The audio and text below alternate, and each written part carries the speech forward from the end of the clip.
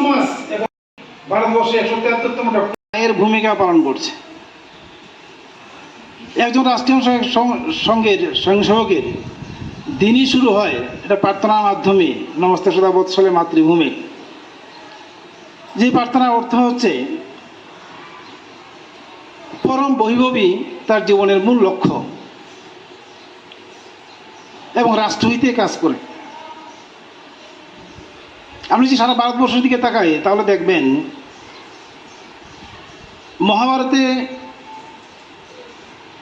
ভগবান শ্রীকৃষ্ণ এবং অর্জুনের যে কথোপকথন যদি দেখেন তাহলে একটু ভাবেন যে ভগবান শ্রীকৃষ্ণ কি করছেন।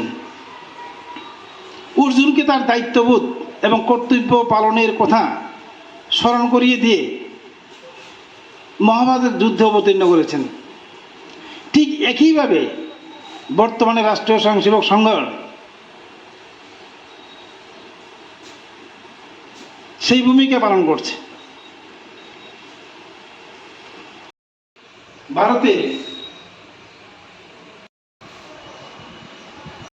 এই ভারতবর্ষে বা হিন্দু সমাজে কেনই বা হলো, তার পৃষ্ঠভূমি কি, সেই সম্পর্কে এক দুটা বিষয় আমি আপনাদের সামনে রাখছি।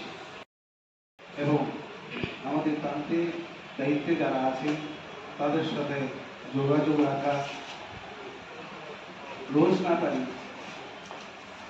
প্রায় সময় যাতে আমরা যোগাযোগ রাখতে পারি